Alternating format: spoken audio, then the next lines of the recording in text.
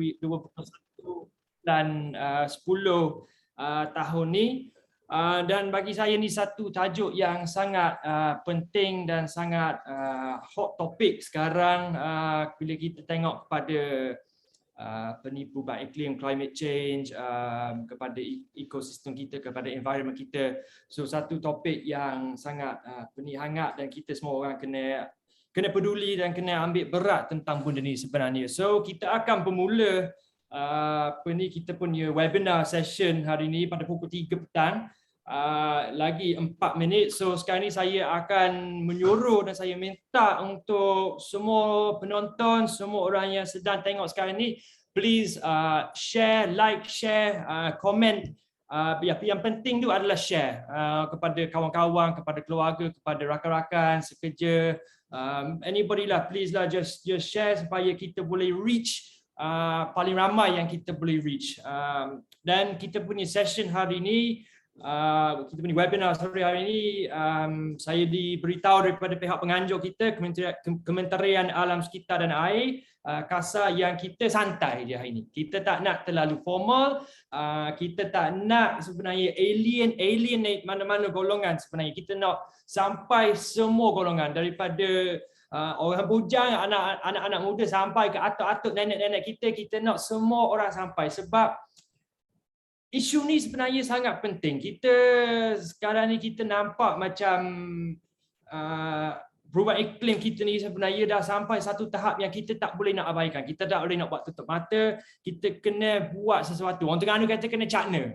Kena cakna pasal benda ni. Kita memang kena ambil berat. Sebab tu kita ada pihak-pihak daripada kementerian, daripada Jabatan Perdana Menteri, dan kita ada pihak daripada industri. So even kita nampak industri pun ambil berat tentang kelestarian, tentang alam sekitar sekarang ni. Sebab ialah satu isu yang kita tak boleh nak nafikan, dan kita ni di Malaysia satu negara yang sedang maju, yang nak ke arah maju, but at the same time kita bina, of course kita nak ke lebih maju, tapi kita kena jaga foundation yang kita bina atas. Kalau kita tak jaga foundation, akhirnya kita tak apa-apa.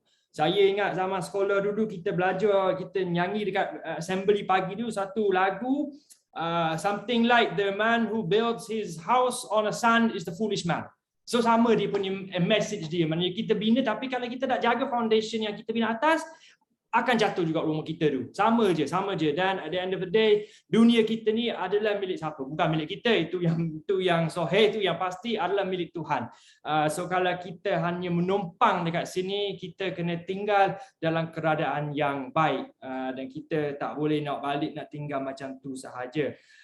So kita ada lagi 2 minit. So lagi sekali saya minta untuk semua penonton kita, semua yang sedang tengok, untuk like, untuk komen dan untuk share. Yang penting guys adalah share supaya kita boleh reach paling ramai orang.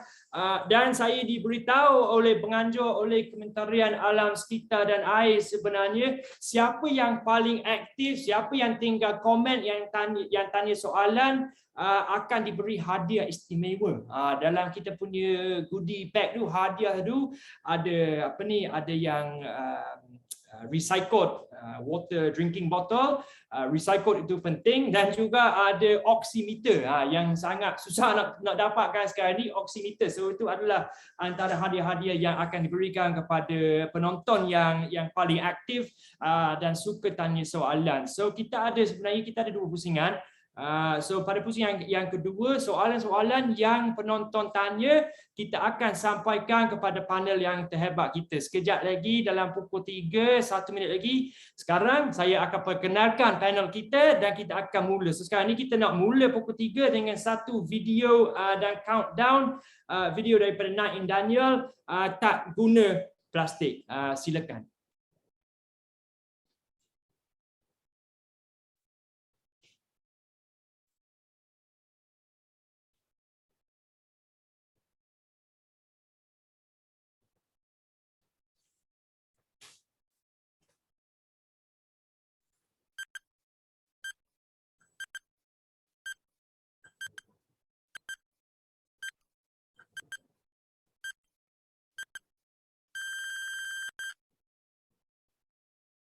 Hai semua, korang tahu tak? Penggunaan plastik sekali guna ini mampu mencemarkan alam sekitar. Dan hari ini, saya nak ajak korang semua untuk lakukan challenge yang dibernama sebagai A Day Without Plastic. Sama-sama, kita kurangkan penggunaan plastik sekali guna. Jadi every time kalau macam nak keluar, nak pergi drive thru ke apa, nak beli air, instead of nak pakai cup plastik, nak pakai ni tumbler sendiri.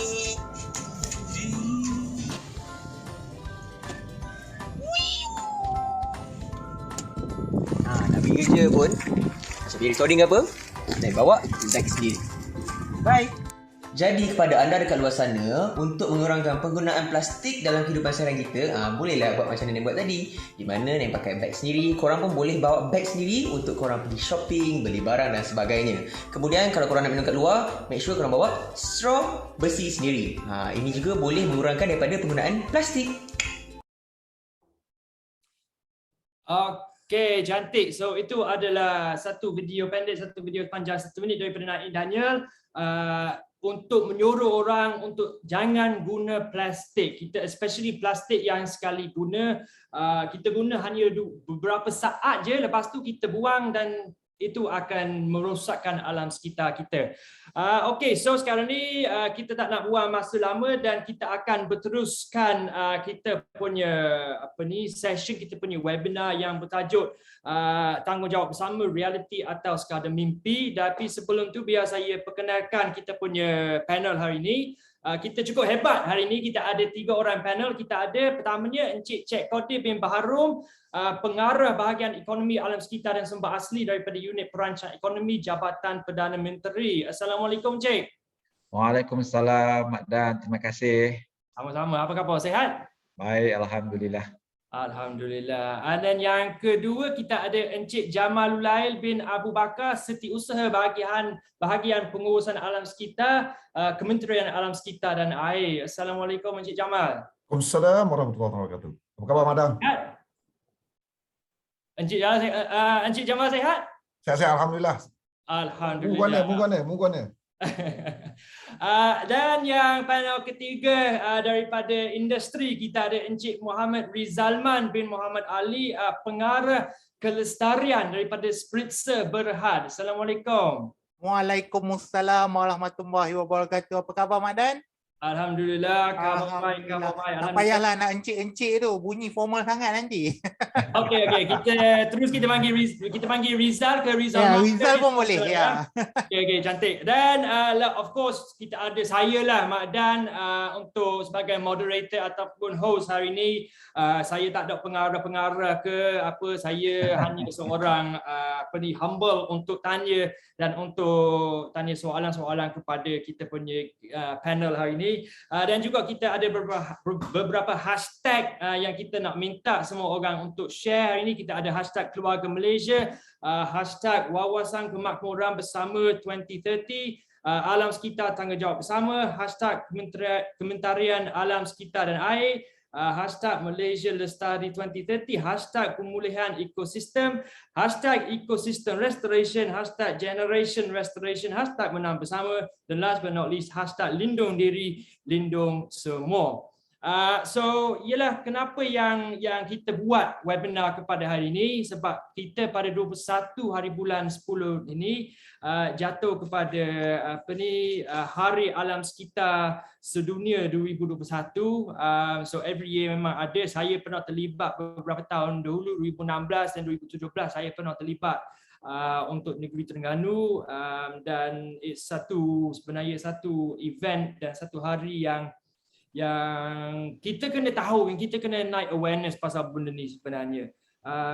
Alam sekitar kita ni dan juga ekosistem kita, environment kita, ni adalah satu benda yang sangat penting sebenarnya, yang kita tak boleh nak nafikan, dan kita semua orang kena, macam saya cakap tadi, kena cakna lah, orang Terengganu kata. Memang kena cakna pasal benda ni. Kita kena ambil berat pasal benda ni. Saya pagi tadi balik dari Kedah, saya suka pergi Kedah. Kalau tanya Encik Qadir asal daripada Kedah, memang saya suka pergi Kedah, negeri 8 padi. Tetapi masa balik tadi saya lalu dekat padi-padi tu dan ada pekat punya asap. Jerbu pekat, maknanya petani dekat sana bakar dia punya lepas harvestkan jerami, bakar dia punya waste product tu. So itu adalah satu isu yang sangat besar, jerebu yang kita semua orang tahu dapat, dan kita ni manusia sebenarnya, kita suka blame kepada orang lain. Contoh jerebu. Kita suka mengatakan negara jiran kita, bakar dia blame kepada negara jiran kita, but at the same time kita buat pun tentu juga. Tetapi kalau awareness tu ada, sebenarnya jerami ni dia ada nilai dia. Dia punya, ada pihak-pihak yang nak beli waste product ni untuk buat produk dan sebagainya, tetapi mungkin awareness tu tak ada. So dengan event-event webinar seperti ini ataupun dengan sambutan-sambutan seperti Hari Alam Sekitar ni, kita boleh naik awareness dan kita boleh membantu sebenarnya industri dan kepada orang-orang supaya dia orang tahu sebenarnya ada alternatif kepada kepada macam waste products, dan ada alternatif yang lebih baik untuk alam sekitar, untuk environment kita sebenarnya. So kita dah boleh teruskan dengan perbincangan pertama sebenarnya. So untuk pusingan pertama, saya nak jemput Encik Cik Qadir bin Baharum untuk memulakan sesi webinar. So kita cadangan soalan, soalan pertama yang kita nak tanya adalah, baru-baru ini Yang Amat Berhormat Perdana Menteri kita telah membentangkan rancangan Malaysia ke-12 ataupun RMK-12. Dan seperti yang kita tahu, RMK-12 ni adalah sebuah pelan pembangunan yang lengkap yang mengambil kira berbagai perkara untuk kesejahteraan rakyat. Tapi yang menarik pada RMK-12 ni kali ini, pihak kerajaan telah memberikan penekanan kepada aspek alam sekitar. So mungkin Encik Qadir boleh terangkan sedikit apa sebenarnya pelan rancangan tersebut, apa sebenarnya RMK-12 ni, dan bagaimana untuk dilaksanakan sebenarnya. Silakan Encik Qadir. Terima kasih Saudara Makdan dan juga sahabat-sahabat saya, Cik Jamalul Lail Abu Bakar dan juga Cik Rizalman mewakili pihak industri. Saya ingat terima kasih atas jemputan kepada pihak EPU untuk sama-sama kita berkongsi dan meraihkan Hari Alam Sekitar Malaysia yang akan disambut pada 21 Oktober ini. Saya ingat saya nak ucap terima kasih kepada Mak Dan tadi sebab kita perlu ramai orang macam Mak Dan untuk menjadi mata dan telinga kita untuk menyampaikan maklumat kepada pihak-pihak berkuasa berkaitan dengan apa yang berlaku di ground di luar sana kaitan dengan isu-isu pencemaran. Jadi saya ingat Cik Jamalullah dengar dengan teliti tadi dan mungkin maklumat tu boleh disampaikan kepada Jawatan Alam Sekitar Negeri yang berkenaan. Kita dan saya ingat saya juga ingin mengucapkan selamat menyambut Hari Alam Sekitar. Tema Hari Alam Sekitar ni, alam sekitar tanggungjawab bersama. So sesuai sangatlah dengan tema webinar kita hari ini iaitu tanggungjawab bersama, realiti atau sekadar mimpi. Saya ingat ini satu tajuk yang sangat menarik untuk kita kupas pada petang ni.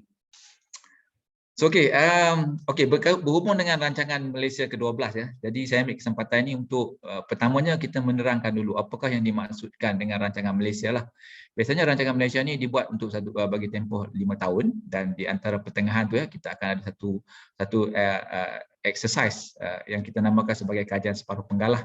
Jadi rancangan Malaysia ni merupakan dokumen dasar yang menyediakan kerangka makro hala tuju pembangunan negara untuk 5 tahun yang akan datang So bagi RMK-12 ni, dia punya tempoh pelaksanaan adalah daripada tahun 2021 hingga tahun 2025.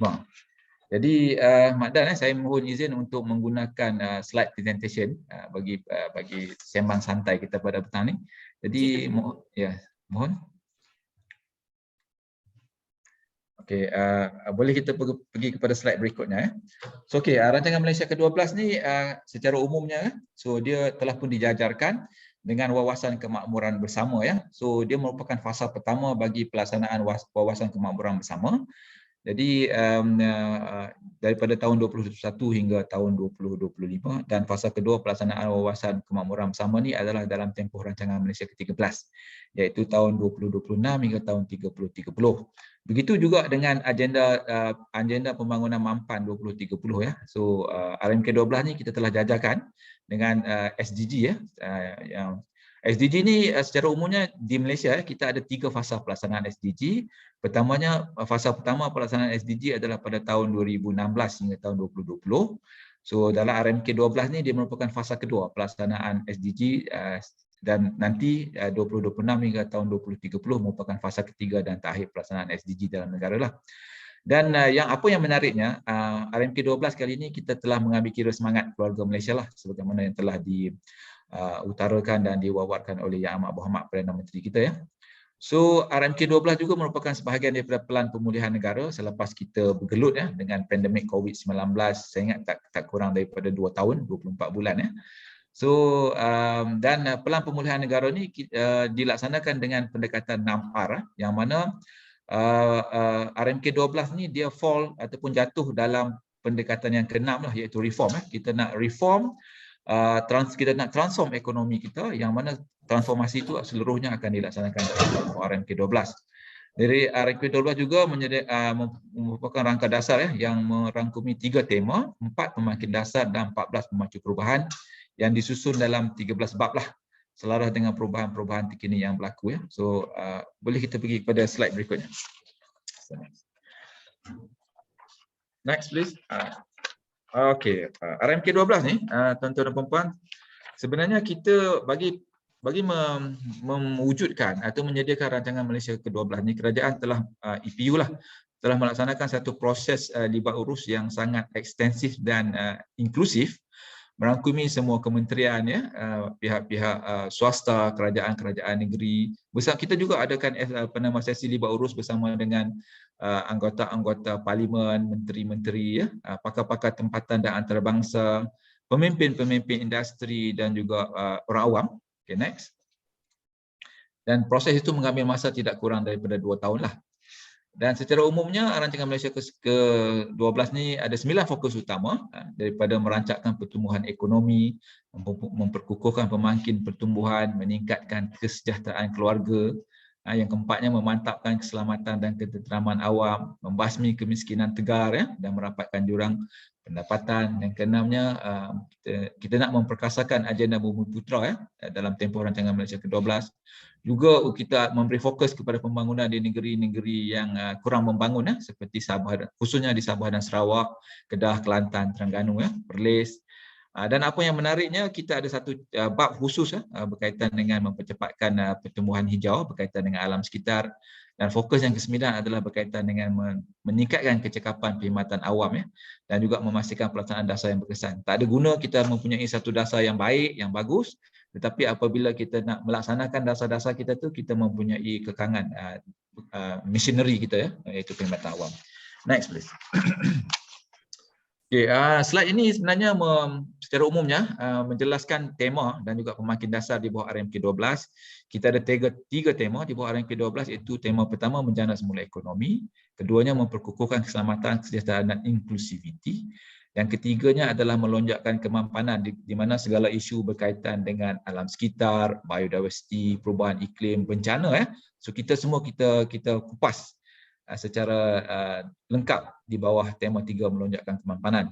So RMK juga mempunyai 4 pemangkin dasar untuk membantu kita melonjakkan lagi pembangunan negara, iaitu pertamanya memberi fokus kepada membangunkan bakat masa hadapan, mempercepatkan penerimaan teknologi dan inovasi, khususnya dalam konteks digital teknologi pada waktu ini. Pemangkin dasar yang ketiga adalah menambah baik ketersambungan infrastruktur dan pengangkutan, dan keempatnya adalah memperkukuhkan perkhidmatan awam. Okay. Seterusnya, so kali ini kita ada 14 pemacu perubahan bagi melaksanakan rancangan Malaysia ke-12. Dan skrin ini adalah ke-14 pemacu perubahan yang telah ditetapkan. Dan alam sekitar pemacu perubahan yang ke-8, iaitu menerima guna ekonomi kitaran, merupakan pemacu perubahan yang kita dedikasikan kepada bab 8 berkaitan dengan alam sekitar di bawah tema 3. Okay, next. Okay, slide ini tuan-tuan dan puan-puan, ini tadi saya maklumkan kita ada wawasan kemakmuran bersama, kita ada agenda 2030 pembangunan mampan ya. So slide ini menerangkan dengan lebih terperinci bagaimana penjajaran RMK 12 kepada wawasan kemakmuran bersama dan juga agenda 2030 pembangunan mampan itu dilakukan ya. Okay, next. Ini secara umumnya adalah konsep ataupun kerangka kandungan RMK 12, di mana tema RMK 12 kita adalah keluarga Malaysia makmur, inklusif dan mampan. Kita ada 3 tema itu, menjana semula ekonomi, memperkukuhkan keselamatan, kesejahteraan dan inklusiviti. Yang ketiganya melonjakkan kemampanan. So di bawah tema 1 tu kita ada 2 bab yang utama, iaitu bab mengembalikan semula momentum pertumbuhan dan bab melonjakkan pertumbuhan industri strategik dan berimpak tinggi, serta fokus kepada perusahaan mikro, kecil dan sederhana. Dan di bawah tu adalah pemacu perubahan 2 dan pemacu perubahan 3. Begitu juga di bawah tema 2 So dia ada 4 bab di situ berkaitan dengan pertahanan, kesejahteraan dan perpaduan. Bab 5 menyentuh mengenai kemiskinan dan pembangunan masyarakat secara inklusif. Bab 6 berkaitan dengan keseimbangan pembangunan wilayah. Ketujuh, memperkukuhkan pembangunan sosioekonomi di Sabah dan Sarawak, dan kita ada juga 4 pemacu perubahan di situ. Dan di bawah tema ketiga, melonjak kemampanan, ada 2 bab, iaitu bab mempercepatkan pertumbuhan hijau untuk kemampanan dan daya tahan, bab 8 dan juga bab 9, mempertingkatkan kemampanan tenaga dan transformasi sektor air. Ada 2 pemacu perubahan, iaitu menyermagunaan ekonomi kitaran dan juga mempergiat penggunaan pengurusan sumber air secara bersepadu. So next please.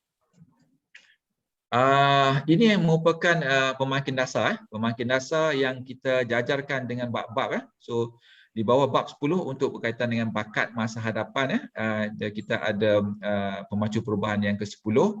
Begitu juga dengan pemakin dasar yang kedua, mempercepatkan penerimaan teknologi, melonjakkan pendigitalan dan teknologi maju. Ada 2 pemakin dasar di situ berkaitan dengan digital dan juga berkaitan dengan penyelidikan R&D&C. Di bawah pemakin dasar ketiga, menambah baik ketersambungan pengangkutan dan infrastruktur. Bab 12, memperkukuhkan kecekapan infrastruktur dan logistik. Ada pemacu perubahan yang ke-13. Dan perkhidmatan awam, kita ada 1 bab khusus berkaitan dengan perkhidmatan awam, memperkukuhkan penyampaian perkhidmatan. Dan pemacu perubahan yang ke-14, iaitu transformasi perkhidmatan awam melalui pendekatan keseluruhan kerajaan. Okay, next. Berikut merupakan dasar-dasar dan strategi-strategi yang utamalah yang ada di bawah rancangan Malaysia ke-12 ini. So pertamanya adalah untuk merealisasikan pembaharuan struktur bagi meletakkan asas pertumbuhan ekonomi pasca COVID-19. Kita tahu kita mendapat kesan yang sangat serius apabila aktiviti ekonomi tidak dapat dilaksanakan akibat pandemik COVID. Keduanya untuk meningkatkan peranan sektor swasta sebagai pemacu dan rakan pembangunan bagi mengembalikan semula momentum pertumbuhan, memperkenalkan kaedah baru menangani kemiskinan termasuk mengkaji pembiayaan tambahan melalui pengenalan cukai khusus. Perkara ini telah pun mendapat perhatian banyak pihak dan sebenarnya pengenalan dasar-dasar baru ini sebenarnya akan memberi kesan yang signifikan bagi mencapai SDG, Agenda 2030. Kemudian memperuntukkan sekurang-kurangnya 50% daripada peruntukan pembangunan kerajaan kepada 6 negeri yang kurang membangun, Sabah, Sarawak, Kedah, Perlis, Kelantan, Terengganu. Kemudian memperkenalkan dasar yang lebih jelas bagi mempercepatkan peralihan negara ke arah low carbon nation. Tadi Mak Dan ada sebut di mana webinar kita ni sangat bertepatan, sangat penting pada waktu ni di mana isu-isu berkaitan dengan perubahan iklim, degradasi biodiversiti berlaku di sana sini kan. Dan saya ingat selaras dengan ini juga saya ingat pada 27 hari bulan September dan juga 2 hari lepas yang Amat Berhormat Perdana Menteri telah pun menetapkan dasar negara berkaitan dengan net zero GHG emission dan kenalnya menggalakkan kelestarian alam sekitar termasuk dalam industri kenderaan dan bagi menggantikan subsidi yang menjejaskan alam sekitar. Berikutnya, next. Memperkemaskan subsidi dan menyemak semula cas penjagaan kesihatan supaya pesakit yang berpendapatan tinggi itu dikenakan bayaran yang lebih tinggi dan subsidi diberi kepada kumpulan-kumpulan yang lebih memerlukan. Yang ke-8 so kita menjajarkan geran dan insentif berkaitan R&D dengan aktiviti berdasarkan teknologi, memperkenalkan sistem penarafan institusi TVET bagi semua institusi TVET termasuk college vocational. Yang ini sangat penting sebab baru-baru ini kita di dalam media banyak diperkatakan berhubung dengan pencapaian TVET yang telah dilaksanakan sebelum ini dan bagaimana RMK 12 boleh memastikan yang TVET itu dapat mencapai matlamat dan sasaran yang telah ditetapkan, mempercepatkan pendigitalan sebagai proses sebagi besar proses pilihan raya kepada umur minimum 18 tahun, menubuhkan jawatankuasa khas bagi menstruktur semula peranan sektor awam dan mengurangkan pertindihan dan struktur peranan antara kementerian dan agensi, menambah baik proses pegawai, pengurusan dan profesional dalam pelbagai skim ya, untuk mendapatkan bakat yang terbaik bagi memastikan semua dasar-dasar program dan aktiviti yang dilaksanakan oleh kerajaan dapat dilaksanakan dengan baik dan berkesan. Okey, seterusnya. Okey, RM ke-12 ni juga dibentuk bagi menangani isu-isu dan cabaran-cabaran utama yang kita kenal pastilah. Saya ingat bagi tujuan dan manfaat masa yang suntuk, saya diperuntukkan lebih kurang dalam 10 minit bagi sesi ini. Saya ingat saya nak skip isu dan cabaran bagi tema yang lain tu. Saya nak fokus kepada tema yang ketiga ya, isu-isu dan cabaran. Kenapa tema ketiga tu kita sediakan di bawah rancangan Malaysia ke-12? Khususnya kerana kita dapati amalan penggunaan dan pengeluaran yang dilaksanakan dalam negara di Malaysia pada waktu ini tidak sustain ya, tidak mampan dan menyebabkan banyak berlaku pencemaran. Kita dapati kadar kehilangan biodiversiti pun agak membimbangkan dalam negara ya, apabila ada spesies-spesies yang tertentu terancam dan mungkin pun telah terhapus ya. Kemudiannya kekurangan persekitaran yang menyokong pertumbuhan. Kita dapati kita di Malaysia ni alhamdulillah kalau kita sebut dasar peraturan dan juga akta tu ada banyak, tapi ada di antaranya masih mempunyai jurang-jurang ya yang perlu kita perbaiki disebabkan oleh perubahan teknologi dan masa. Juga kekangan dalam sektor tenaga untuk menyokong pertumbuhan dan pengurusan sektor air yang kurang berkesan lah. Sebab itu kita dapati pada waktu ini kita masih dapati masalah dalam bekalan air dan juga sumber-sumber air kita. Okay, next. Ini merupakan isu dan tabaran yang berkaitan dengan pembangkit dasar. So saya nak skip yang ni tuan-tuan boleh baca nanti. Next. Okey, berikut ini ada merupakan objektif rancangan yang disusun mengikut tema. So, kalau kita tengok di bawah menjana semula ekonomi ya, objektifnya adalah untuk melonjakkan pertumbuhan dan produktiviti, memperluaskan pasaran ekspor, memperkukuhkan ekosistem pengantaraan kewangan ya. Begitu juga mempercepatkan pertumbuhan industri strategik dan berimpak tinggi dan juga mempertingkatkan usahawan dan perusahaan. Okay, next. Dan bagi tema 2, objektif RMK12 ini ya, secara umumnya lah untuk memastikan keselamatan dan kedaulatan negara. So adalah penting ya dalam proses kita nak meningkatkan pertumbuhan ekonomi, kita memastikan yang kesejahteraan dan keselamatan kita pun terjamin ya. Kemudian kita nak menangani kemiskinan dan mengurangkan ketidaksamarataan daripada perspektif pelbagai dimensi. Memperkasakan kumpulan B40 ini lagi penting sahabat-sahabat sekalian, khususnya selepas pandemik COVID-19 ni, ramai yang dahulunya M40 sebahagiannya dah berpindah kepada B40. Yang ini kita perlu beri perhatian ya. Memberi sokongan kepada kumpulan M40 bagi mewujudkan masyarakat yang sama, memperkasakan kumpulan sasaran khusus. Begitu juga untuk memanfaatkan potensi ekonomi di wilayah-wilayah yang ada di Malaysia, mentransformasikan kawasan luar bandar bagi mendapatkan jurang pembangunan. Apabila jurang pembangunan dan kekayaan telah kita dapati sama rata, dan kita lebih mudah lagi mencapai matlamat Agenda 2030 ya. Begitu juga untuk kita memantapkan penyediaan infrastruktur di negeri-negeri kurang maju termasuk di Sabah dan Sarawak, memperkukuhkan kerjasama antara agensi persekutuan dan negeri. Okay, next.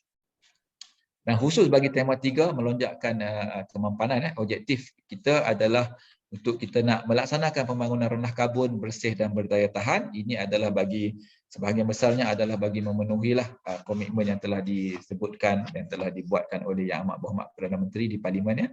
Begitu juga untuk menguruskan sumber asli dengan cekap bagi melindungi aset semula jadi. Kita nak kita membangun, kita nak kita maju, tapi dalam waktu yang sama juga kita pastikan bahawa sumber-sumber yang ada dapat dinikmati oleh generasi akan datang.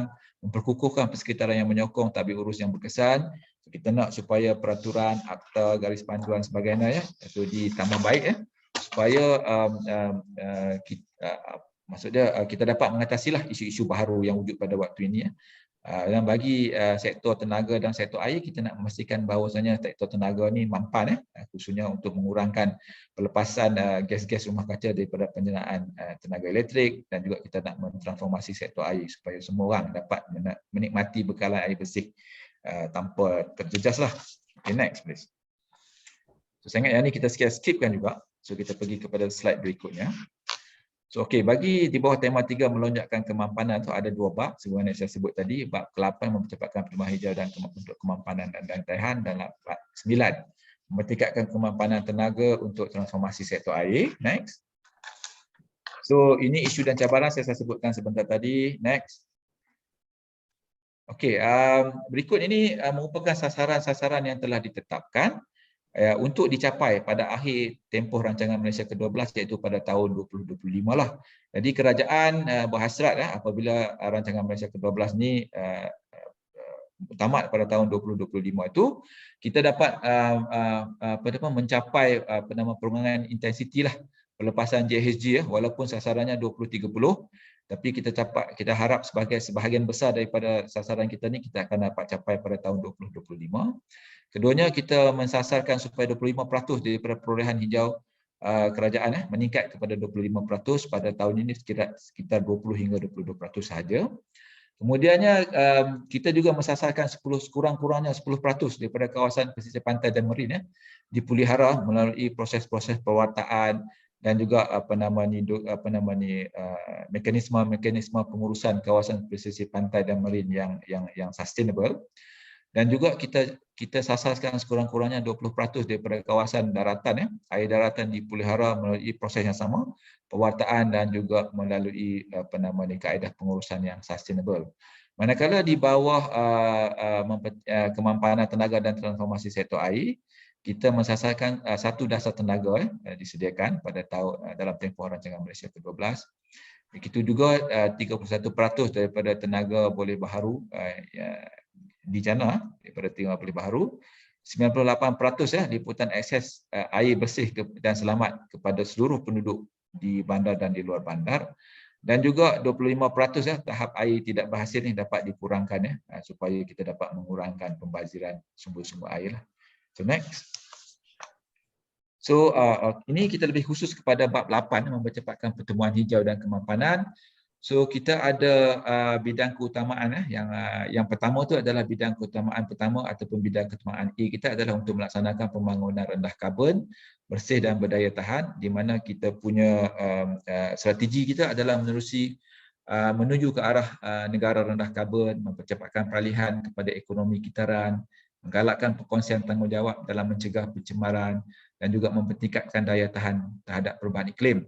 Manakala bagi bidang keutamaan kedua iaitu mengurus sumber asli dengan cekap bagi melindungi aset semula jadi. So di antara strategi-strategi yang telah ditetapkan adalah untuk memelihara ekosistem semula jadi, melindungi dan memelihara spesies dan sumber genetik, memastikan penggunaan mampan dan penguasaan faedah, meningkatkan pemeliharaan sumber air. Manakala bagi bidang keutamaan ketiga, yang kita telah tetapkan untuk memperkukuhkan persekitaran yang menyokong tabi urus yang berkesan, dan di antara strategi yang akan dilaksanakan dalam tempoh RMK12 ini adalah untuk memperkukuhkan tabi urus alam sekitar, meningkatkan pembiayaan dan pelampuran hijau dan memupukkan rasa pemilikan dan tanggungjawab bersama. Okay, next. Ini bab 9 berkaitan dengan tenaga. Bagi tenaga, di antara strategi yang dilaksanakan adalah untuk memperkukuhkan sektor tenaga, memastikan subsektor minyak dan gas yang mampan dan progresif, serta memperkukuhkan subsektor elektrik. Manakala bagi sektor air, kita nak memperkasakan rakyat, memperkukuhkan tabi urus pada semua peringkat, menambah baik keupayaan membuat keputusan berasaskan data, memastikan pembiayaan yang mampan bagi sumber air dan industri air, membangunkan infrastruktur mampan dengan teknologi dan berkesan kos. Okay, next. Terusnya. So saya ingat saya nak memperkenalkan pemacu perubahan ke-8 iaitu menerima guna ekonomi kitaran. So di bawah pemacu perubahan yang ke-8 ni bagi bab berkaitan dengan mempercepatkan pertumbuhan hijau dan kemampanan tadi tu. Kenapa kita perlu berubah kepada ataupun beralih kepada ekonomi kitaran?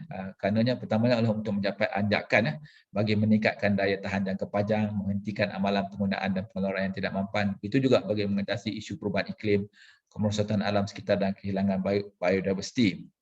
Jadi bagaimana ekonomi kitaran ini dapat kita capai? Jadi dengan menerima pendekatan keseluruhan negara melibatkan semua pihak semua pihak kena terlibat dalam melaksanakan ekonomi kitaran, industri, kerajaan dan juga rakyat. Mengintegrasikan SDG dan juga prinsip-prinsip alam sekitar, sosial dan tabi urus ataupun ESG dalam proses membuat keputusan baik di peringkat kerajaan ataupun di peringkat swasta, menambah baik dasar dan peraturan tadi khususnya berkaitan pembiayaan hijau dan instrumen ekonomi, menggalakkan perniagaan untuk membangunkan reka bentuk berasaskan ekonomi kitaran. Ini penting Kita tak nak nanti produk-produk yang kita buat tu dia akan akhirnya pergi kepada tapak pembuangan sisa, tapi sepatutnya kita nak dia balik kepada sistem dalam industri, meningkatkan kerjasama pintar, dan apa yang kita jangkakan dengan pemacu perubahan ekonomi kita ni, kita dapat memastikan negara kita mampu rendah karbon dan berdaya tahan, mencapai matlamat pengurangan intensiti GHG 45% pada tahun 2030.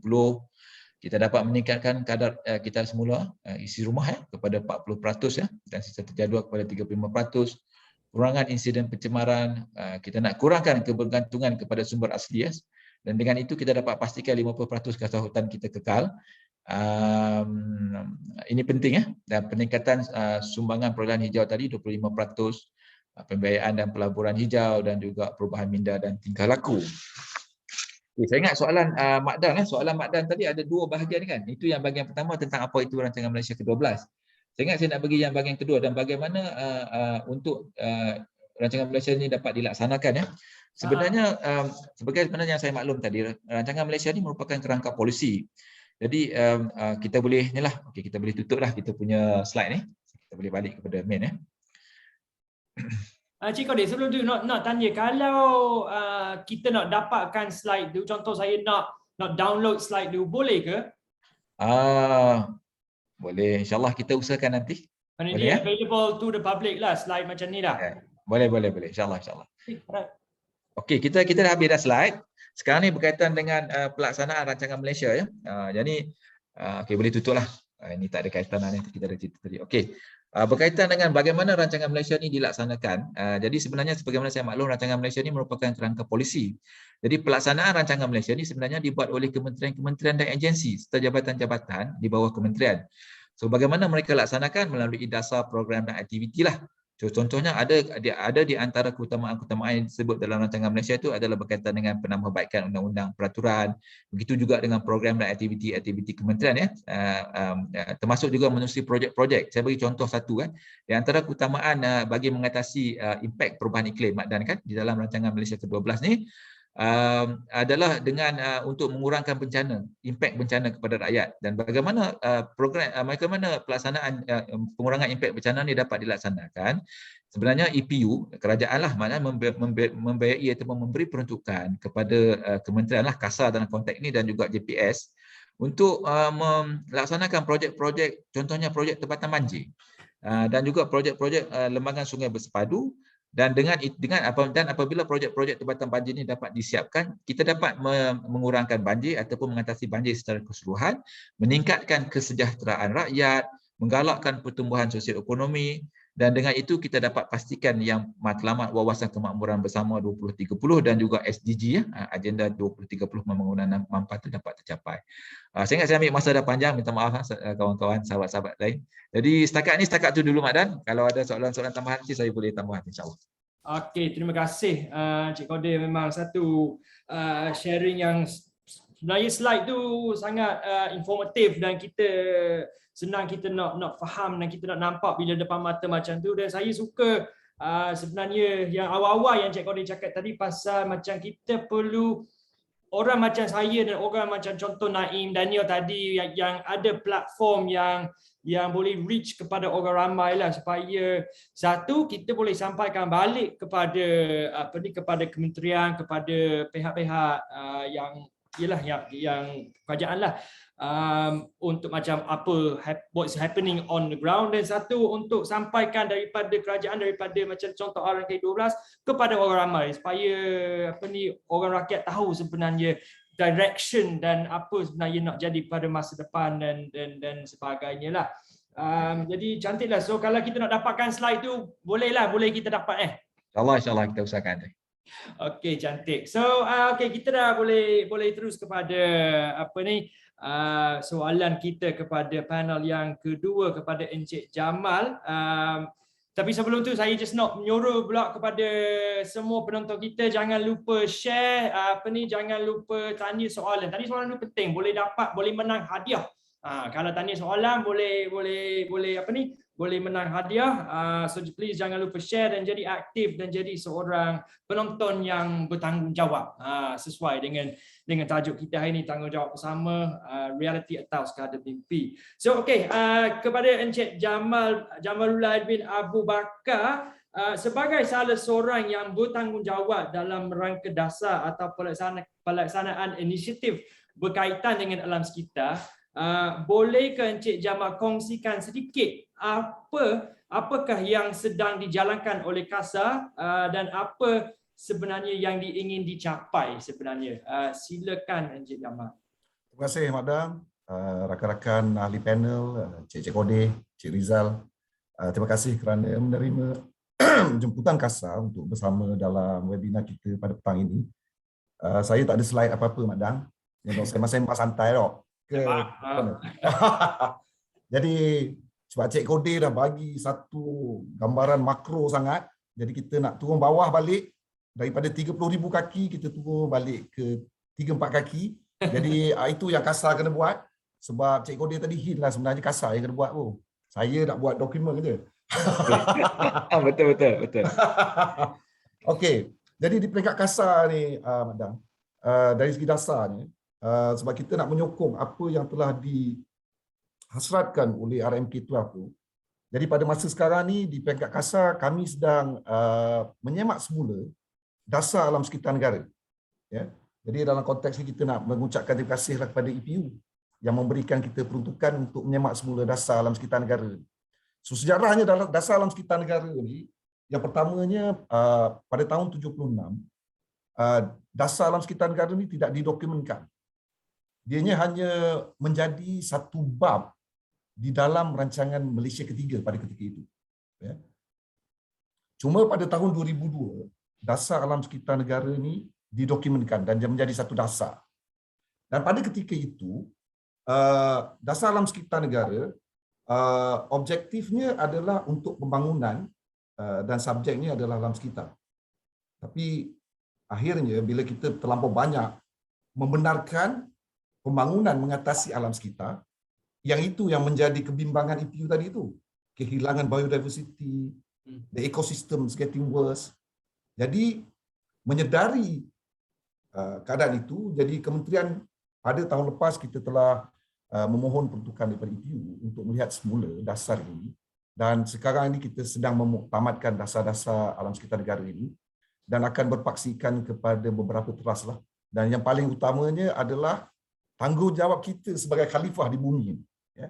Kita telah diamanahkan untuk menjaga bumi ini. Tapi apa kita punya tanggungjawab? Ya. So nak bercakap berkenaan dengan realiti atau mimpi, tanggungjawab bersama itu boleh diterjemahkan dalam dasar alam sekitar negara. Dan untuk juga menyokong seperti yang telah dimaklumkan Cik Kode tadi berkenaan dengan takbir urus berkesan tadi kan, yang macam Cik Kode maklumkan tadi, kita juga sedang membuat pindaan Akta Kualiti Alam Sekeliling tahun 1974. Jadi pindaan ini akan mengambil kira beberapa perkara dan juga untuk memantapkan fungsi kita dan juga untuk membuat pencegahan pencemaran, penguatkuasaan undang-undang dan kawalan alam sekitar yang bersepadu melalui penggunaan teknologi yang terbaik, ekonomi kitaran, ini juga ada disebut dalam RMK 12, jadi kita embrace whatever yang disebutkan dalam ekonomi kitaran, iaitu ekonomi kitaran. Dan ada satu lagi perkara besar yang menjadi fokus kita juga adalah berkenaan dengan emerging pollutants. Perkara ni macam sangat baru lah. Ya. Dan ada ketikanya kita tak sedar bahawa perkara itu berlaku sebab teknologi meningkat, orang cipta macam-macam. Ya. Tapi kita tak tahu apa pollutant tu. Tapi kita sedang ada aware about that. Dan juga untuk membuat pemantauan prestasi dan pelaporan yang lebih telus dan juga amalan pematuhan kendiri yang mantap. Jadi kita ni tak nak jadi penguatkuasa yang hardcore sangat. Sebab tu kita nak bagi release sikit supaya ada pemantauan kendiri oleh industri, ya. Mana kita bagi industri untuk memantau mereka sendiri. Dan kita hanya datang sekali-sekala buat audit saja. Rather than kita asyik buat rate, orang tak cukup. Kan? Nanti kita akan jadi kurang berkesan dari segi penguatkuasaan tu. Jadi dalam nak melaksanakan pindaan ni kita akan laksanakan secara berfasa. Jadi fasa 1 kita akan tumpukan kepada khusus kepada elemen compound. Compound, penalty dan standard. So kalau kita fikirlah sekarang ni compound kita ni maksimum je 100,000 je Mak Dam. No. Kalau satu Selangor tak ada air,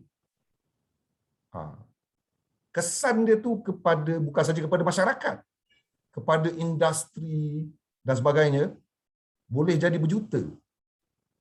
Ya, denda 100,000. Pakai petty cash boleh bayar orang kalau industri kan. Jadi kita melihat bahawa perkara ini perlu diteliti semula dan kita berpendapat perlunya sangat pindaan kepada compound dan penalty ini untuk ditingkatkan. Ya. Jadi nak deter siapa-siapalah yang bertanggungjawab membuat perkara tu supaya jangan buatlah.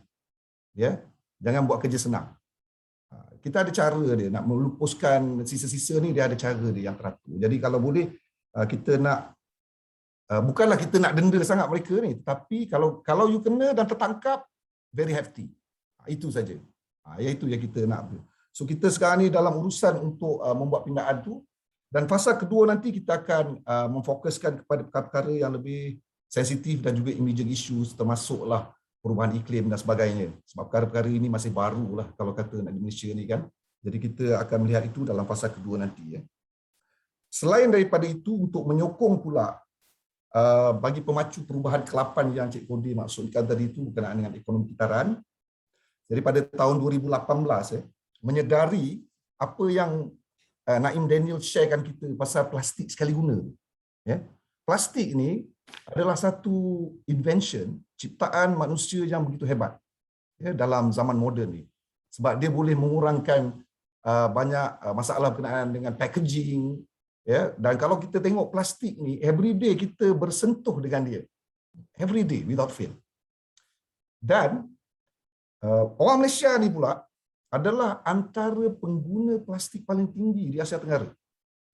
Dan kita ni, setiap hari, rakyat Malaysia, averaging, mengeluarkan lebih 1.6 kilo sisa.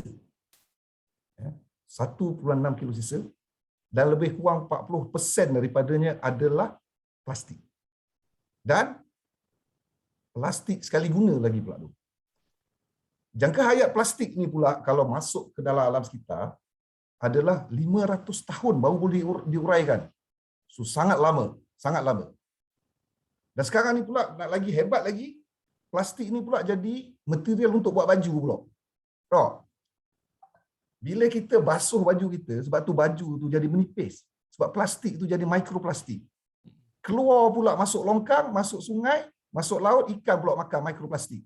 Jadi hari-hari kita kalau makan ikan tu setahun, kata kajian lah, kita boleh makan 2 credit card setahun sebenarnya. Betul. Jadi bila menyedari keadaan itu berlaku pada 2018, Kementerian telah melancarkan Malaysia Roadmap towards Zero Single Use Plastic. Ya. Jadi sebab kita mensasarkan supaya penggunaan plastik ini dapat dikurangkan. Kenapa kita tak ban terus? Ada orang tanya kenapa tak ban je lah plastik dah. Dok cari daun pisang tak jumpa dah. Daun pisang lagi mahal dari plastik. Kan? Jadi sebab tu kita punya approach adalah lebih kepada soft landing approach untuk membolehkan masyarakat boleh acclimatize with the changes. Jadi pertamanya kita nak create adalah awareness tu. Jangan guna, hindari guna plastik sekali guna. Macam Naim dia cakap tadi tu lah. Kalau bawa mana-mana berjalan, bawa beg. Jute bag yang kita nak bagi kepada penonton nanti tu, bawa merata. Jadi tanggungjawab bersama adalah bawa beg yang kita dapat, selalu dapat goodies sesuatu, bawa ke mana-mana. Jadi yang itu, selepas daripada kita dah ada sustainable plastik ni, sebab tu kalau kita nampak, negeri-negeri tertentu telah mengenakan charge 20 sen untuk plastik. Bila kita pergi pasar ke, pergi ke minimarket dan sebagainya, ada charge dia. Penang sekarang ni telah charge RM1 satu plastik. Ya. Di Selangor masih lagi 20 sen. Di Johor akan dilaksanakan pada tahun depan insya-Allah 20 sen. Di Kedah juga akan laksanakan, dia cadang nak letakkan 20 sen ke 50 sen. It's not the intention of getting the money tu. Ya. Tapi kita nak deter public supaya jangan bazir duit nak beli plastik. bawa plastik sendiri. Bila nak pergi shopping ke apa kan. Itu yang iaitu kita garapkan dia sebagai polluters pay principle.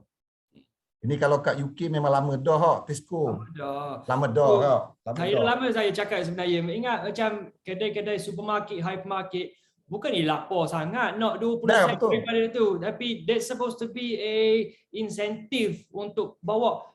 Dalam UK dah lama sangat dah. Dan mak saya boleh kata dalam setiap handbag, setiap pocket mesti ada shopping bags. Tapi kat sini bertahun-tahun tapi still tak ada lagi. Tak tahulah. Saya pun sama. Kadang-kadang saya nak lupa. Dalam kereta pun berlambak. Dalam kereta banyak sangat dalam kereta. Tapi ya Allah tinggal pula.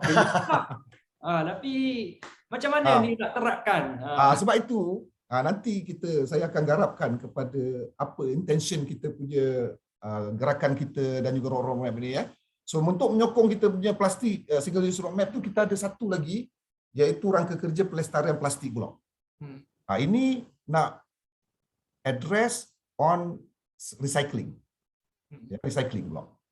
Jadi setelah tadi kita dah ada create awareness untuk not using single use plastik, tapi kita ada lagi beberapa kategori plastik. Ada 4 kategori kalau tak salah saya yang kita telah identify. PET, PE dan ada beberapa lagi tu. Yang kita boleh kita semula pula. Ya. However, kadar kita semula kita ni masih lagi sangat rendah. Ada dalam 24% saja yang di kita semula. So ada lagi 63% tu tak tahu ke mana. Berakhir di landfill atau paling teruk sekali dia menjadi ketirisan yang boleh menyebabkan environment kita tercemar.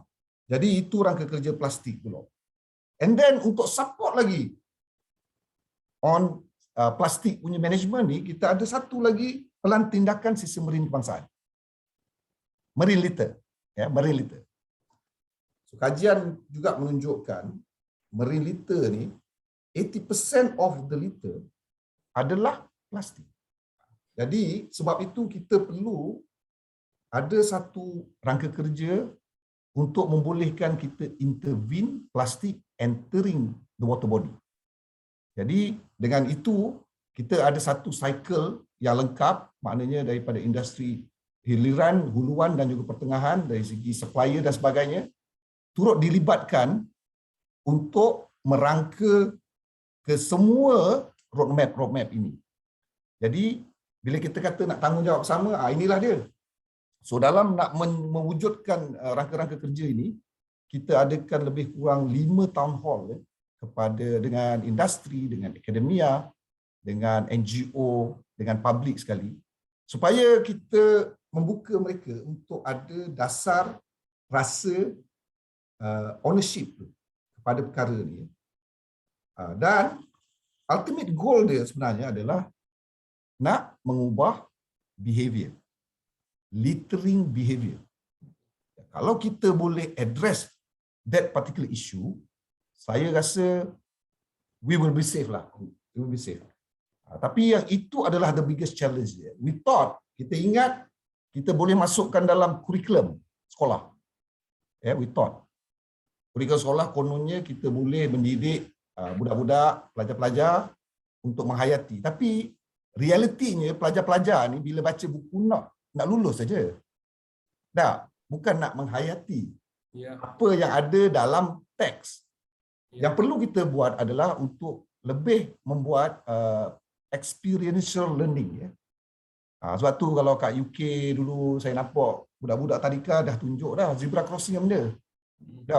Kat Malaysia ni, sebab tu kat Malaysia kita nampak zebra crossing lagi laju kita jalan kereta. Sebab tak pernah jumpa. Kedua kampung mana pernah jumpa. Kita nak marah kau orang lintas tak apa. Apa bro ya. Tapi sebab macam yang itu yang maksud saya tu experiential learning tu ya. Pembelajaran melalui pengalaman ni adalah sangat penting. Tapi masa zaman saya sekolah rendah dulu, tahun 79, nampak sangat tua tak? Tahun 79. Masa kita bersekolah dulu, benda pertama yang saya buat di sekolah adalah kutip sampah. Ya, kutip sampah, cuci longkang dekat semua sekolah, keliling sekolah, cuci toilet. Jadi itu menyebabkan kita belajar daripada situ dan kita boleh membawa sampai sekarang lah, insya-Allah. Jadi kalau pada soalan Mak Dan tadi, apa kita punya aspiration kita dengan kita punya dasar dan aktiviti ini adalah pertamanya yang paling besar sekali adalah untuk kita change the behavior of everybody, everybody, including us. So itu dulu Mak Dan, terima kasih. Itu sebenarnya yang behavior itu sangat penting sebenarnya. Saya nak share satu sebelum pandemik inilah, mungkin 2019 saya ikut satu program untuk Hari Alam Sekitar juga, satu program gotong royong mengutip sampah dekat pantai Terengganu. The biggest I think gotong royong daripada Southern Terengganu all the way kepada border dengan Kelantan lah. Yang di-Betua Tuanku terlibat dan leader Scouts yang arrangekan benda ni, Scouts Terengganu. So I cakap dengan dia punya leader lah. So dia punya leader of the Scouts. Scouts dalam bahasa Melayu apa? Scouts. Pengangkap. Ya. Pengangkap. Pengangkap. Jadi dia kata dia memang every weekend dia akan buat dengan dia punya Scouts tu gotong royong. So after the first week dia buat memang sukalah. Dia kata dia punya Scouts dia pun suka sangat. Minggu yang kedua dia nak buat pula, ada seorang dah Scout berapa belasan tahun lah, mungkin 13 ke 15, panggil dia kata saya tak boleh nak join minggu ni. Dia pula kenapa pula? Dia kata mak ayah saya bagi tahu ini kerja orang miskin, bukan kerja saya. Oh, persepsi tu, bayanglah kita ni nak ajar gitu, balik rumah parents pula ajar itu kerja orang miskin, padahal itu kerja paling mulia. Betul. Kita sampah itu. Betul. Jadi kita nak ubah mindset kepada anak-anak muda, tapi balik rumah masih ada mindset yang lama macam tu. So susah. Macam orang kata like hitting your head on a brick wall. Susah yang kita nak menyerap ni, benda ni ambil bertahun-tahun sebenarnya. Betul. Bergenerasi sebenarnya. Macam dulu sebelum plastik, orang makan tak daun pisang, buang daun pisang tak ada masalah.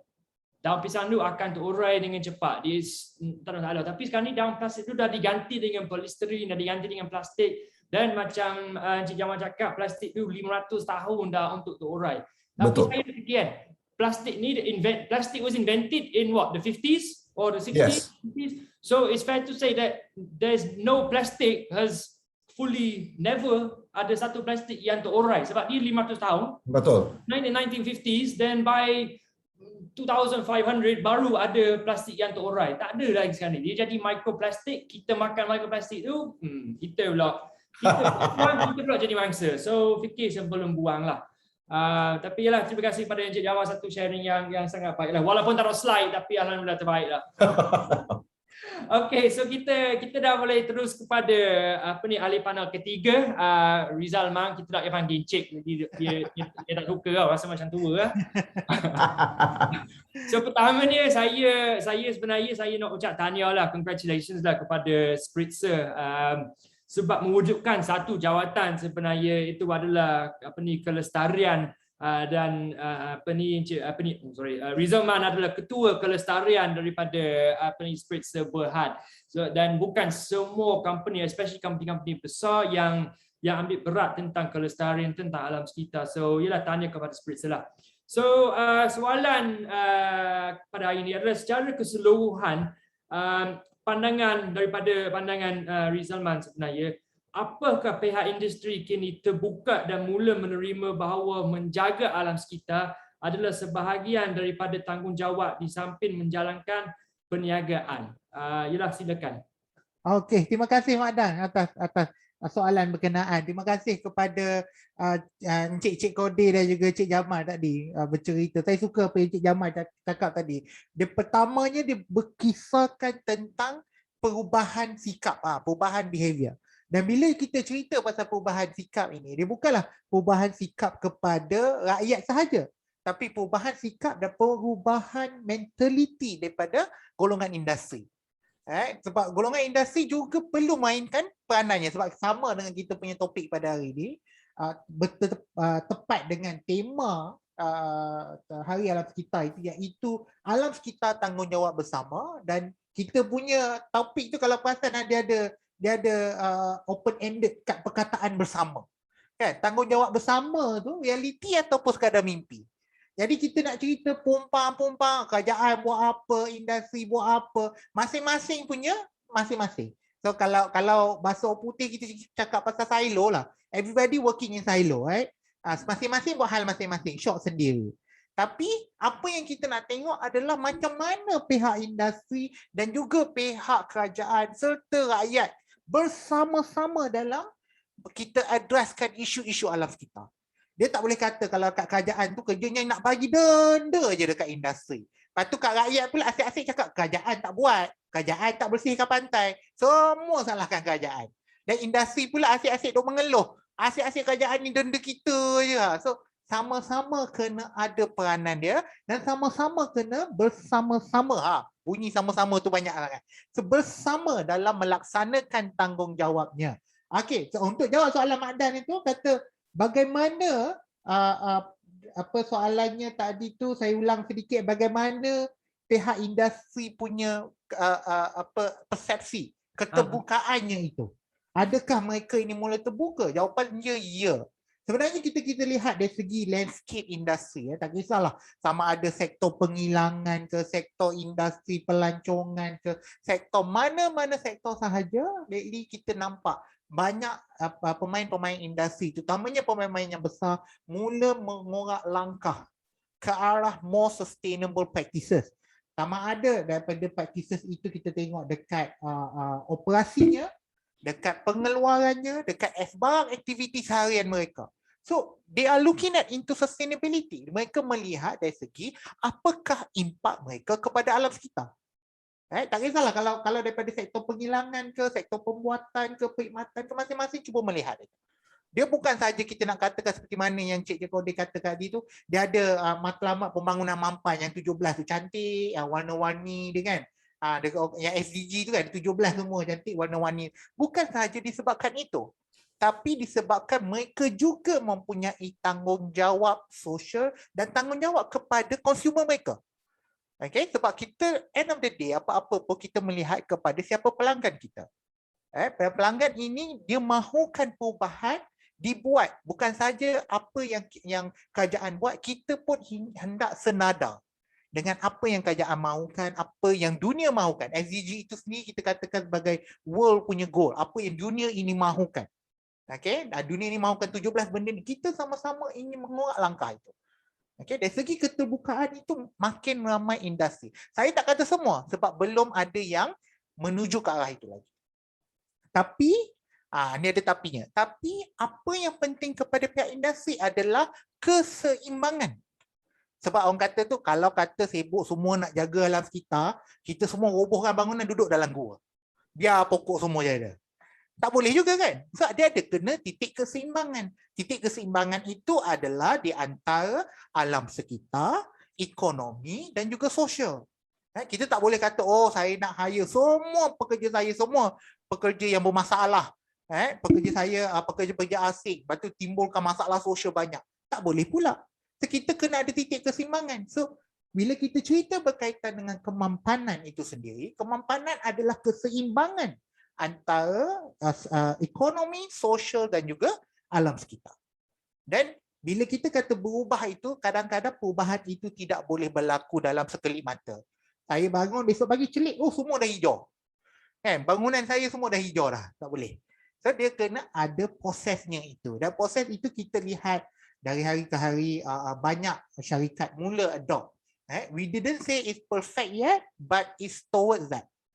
Bila banyak yang besar ini mempunyai kata yang utama, dan maka yang lebih kecil supplier pun ikut. Bila yang besar kata saya nak terima bahan-bahan yang hijau sahaja, semua produk saya mesti sustainable product, supplier mesti provide supplier yang hijau. Okay, dari yang pada itulah dia akan trickle down, industri-industri hiliran, industri-industri kecil dia akan mula untuk membuat perubahan mereka juga. So itu yang kita lihat benda besar yang apa yang syarikat-syarikat utama ini buat. Walau bagaimanapun kita ingin juga melihat tanggungjawab itu. Kebanyakan daripada industri bila dia bermula, syarikat kecil kita tengok syarikat ABC buka katakan dia buka kedai makan tepi jalan. Mana nak cari alam sekitar yang tang mana? Kan baru buka kedai tepi jalan nak cerita pasal governance lah, cerita pasal kena ada ketua pegawai sustainability lah, kena ada pengarah apa. Saya jual nasi lemak tepi jalan je pun. Kan bagaimana kita nak kata mesti itu. So sometimes benda itu tidaklah kata mesti kena syarikat yang dah besar je, yang dah untung berjuta-juta je boleh buat macam ini, tidak. Kadang-kadang bila kita bermula daripada awal, memang kita terapkan elemen itu daripada awal. Maknanya perubahan itu berlaku dari awal lagi, maka ianya boleh dijalankan dengan baik. Maknanya dia become practices from early on. Sebab kadang-kadang ni kita nak melakukan perubahan sama ada dah tua baru nak mau berubah ataupun daripada kecil lagi. Saya suka sangat daripada seorang yang komen di Facebook kita tadi kan. Kalau yang lain pun nak komen, jangan lupa komen, letakkan di ruang chat. Anda berpeluang untuk memenangi hadiah istimewa daripada KASA. Saya buat juga kan itu. Buat iklan sikit. Okey. Jadi kalau saya lihat komen itu kata dia anak umur 2 tahun dah dilatih. Kan? Sebab kita nak melakukan perubahan itu, dia bukannya kadang-kadang tu dah besar baru kita nak berubah, daripada kecil pun boleh. So maknanya kalau dari segi aspek industri, ada juga industri yang dah besar, kita mula convert sebab daripada lama dulu kita tak aware sustainability ni apa. Even dasar alam sekitar negara, Cik Jamal kongsikan itu pun, formalization tu, kita nak formal tu pun baru-baru ni. Maknanya bukanlah baru 2-3 tahun, tapi baru 2000 lebih baru kita nak start formalization. Maknanya daripada tahun 70-an dulu belum diformalkan. So daripada itu kita pun melihat kepada bila saya kata pasal peranan industri itu, peranan industri ini besar. Okay? Sama ada you one yang decide ataupun you become a pool di mana customer yang demand you yang kena berubah. Okay? So itu saja buat kali ini untuk pusingan ini dulu. Kita tengah warming up dulu. Nanti yang lain pula kita akan masuk. Okay? Itu saja dulu Mak Dan. Okey, cantik Izaman. Ialah satu sharing yang tepat sebenarnya. Semua pihak memang perlu ambil berat pasal benda ni, dan kita saya nampak satu mentality yang orang ada is, okey, contoh saya ambil Terengganu lah, for example lah, is orang buang sampah merata, orang tinggal sampah buang daripada tingkat kereta. Bila tegur, dah apalah. MBKT ada kan? DBKL ada kan? Ya, memang ada, tapi takkan nak buang sampah macam tu. Yelah, penggali kubur ada, tapi faham-fahamlah kan. Takkan tu kan. Tapi mentality macam tu, terlibat dengan Encik Jamal, apa yang Encik Jamal cakap tadi. Mentality tu kita kena berubah dan kita kena fikir, dan kita tak boleh just nak menafikan lagi. Kita memang kena buat sesuatu lah. So, okay, sebenarnya itu adalah pusingan pertama, round 1 dah settle. Tapi sebelum kita move on ke round 2, saya nak bagi tahu, macam saya bagi tahu awal-awal tadi, sila tinggalkan komen, tanya soalan kepada panel kita, jadi seorang aktif dalam webinar kita dan ada peluang untuk menang hadiah istimewa daripada Kementerian Alam Sekitar dan Air. Dan kita dah ada pemenang dah ada yang kita pemenang kepada Farhana Syafiq. Farhana Syafiq, if you're still watching, pihak Urus Setia akan kontak untuk dapatkan alamat ke apa untuk hantar hadiah istimewa, dapat oximeter dan dapat recycled glass. So, tahniah kepada Farhana Syafiq. Tahniah. Ya, tahniah. Okay, tepuk. Ting masuk round kedua pula. Okay, round 2 macam boxing pula kan. Okay, so round 2 sebenarnya kita ada soalan-soalan daripada penonton yang kita nak sampaikan, yang kita nak baca. So kita bermula macam dulu dengan Encik Kodir. So daripada Farhana Syafiq yang pemenang tadi, dia ada tanya soalan untuk Encik Kodir. Kita tahu alam sekitar berkait rapat dengan ekonomi, namun kita juga perlu melibatkan aspek lain seperti menerapkan penjagaan alam sekitar sebagai budaya rakyat Malaysia. Boleh Encik komen? Terima kasih Mak Dan juga terima kasih Farhana Syafiq. Banyak soalan daripada Farhana ni. Dan soalan-soalannya pun sangat pertinent lah. Mak Dan kan? Betul. Terima kasihlah, ini menunjukkan level ataupun aras kesedaran rakyat kita lah berkaitan dengan alam sekitar. Ini dah makin meningkat lah. So Mencabar juga soalan ni. Saya ingat soalan ni Cik Jamal ni cantik ni kalau Cik Jamal nak jawab ni kan. Sebab kami di EPU ni kita biasanya kita menyediakan kita sentuh soal-soal polisi kan. Jadi sebab tu saya cerita tadi dokumen rancangan Malaysia Terbaru tu adalah polisi dan mana pelaksanaannya di peringkat kementerian, jabatan dan agensi. Tapi tak apa. Saya kongsi juga macam Cik Jamal sebut tadi lah. So dia masih di awang-awang 30,000 kaki kan. Sebab lepas ni nanti Cik Jamal akan sambut dan Cik Jamal akan laksanakanlah di peringkat ground tu kan. Okey, berkaitan dengan budaya ya, penjagaan alam sekitar sebagai satu budaya. Jadi kalau kita lihat dalam rancangan Malaysia ke-11, dia bukan rancangan Malaysia ke-12 saja, even dalam rancangan Malaysia ke-11 pun kita dah ada satu komitmen kerajaan di peringkat dasar untuk nak memastikan yang bahawasanya kesedaran budaya amalan berkaitan dengan alam sekitar ni dipertingkatkanlah. So di bawah bidang keutamaan ataupun strategi A2 rancangan Malaysia ke-11 ya, tajuk dia meningkatkan kesedaran untuk mewujudkan perkongsian tanggungjawab. Di situ telah disentuh berhubung dengan inisiatif kerajaan untuk membanyakkan program pendidikan, kesedaran dan juga awam berkaitan dengan alam sekitar. Biasanya di peringkat EPU ni kami menyediakan satu macam saya beritahu tadi kerangka statement kerajaan, hala tuju kerajaan yang mana akhirnya akan disambut oleh kementerian. Nanti Cik Jamal mungkin boleh memberi penjelasan lebih lanjutlah tentang program-program apa yang dilaksanakan di peringkat kementerian tu ya. So di bawah strategi tadi strategi A2, strategi A3 ada juga menyentuh tentang meningkatkan kesedaran dan memupuk rasa tanggungjawab bersama ya. So pihak swasta, akademik, CSO, komuniti setempat juga akan dilibatkan dalam aspek kesedaran ini. Di bawah rancangan Malaysia ke-12, misalnya di bawah bidang keutamaan C tadi ya. Jadi strategi C3 memupuk rasa pemilikan dan tanggungjawab bersama. Apa yang kerajaan memberi penekanan di bawah RMK 12 sekarang ni adalah untuk menerima pakai pendekatan behavioral insight. Sebab kita tahu, saya ingat sejak sekian lama kerajaan telah melaksanakan program pendidikan kesedaran alam sekitar. Kalau kita kumpul lah duit-duit ni kan, saya ingat mungkin dah berbilion lah kerajaan belanja lah ataupun kerajaan labuhkan menerusi program dan aktiviti di peringkat kementerian kan. Namun kita dapati apa yang kita lihat di lapangan ya. So mungkin tidak sebagaimana yang kita gambarkan lah. Masih ada jurang ya. Dan kita lihatlah kenapa penerbangan misalnya balak walaupun balak tu boleh ditebang secara mampan tetapi kita masih lihat masih berlaku penerbangan secara haram, pencerobohan hutan secara haram, mencuri ya sumber-sumber balak kita. Maknanya ada something yang mungkin kita perlu tambah baik lagi dalam proses kita melaksanakan program-program kesedaran tu. Okey, macam saya beritahu tadi di bawah RMK 12 ada behavioral insight. Kita melihat bahawasanya yang penting selain daripada kita beri kesedaran adalah untuk kita mengubah sikap supaya sikap ini dapat ditranslate, dapat ditafsirkan oleh rakyat semua dalam bentuk budaya. Nanti kementerian bukan saja kasar lah, sebab bila kita sebut alam sekitar ni dua kementerian yang paling besar iaitu Kementerian Alam Sekitar dan Air dan juga Kementerian Tenaga dan Sumber Asli.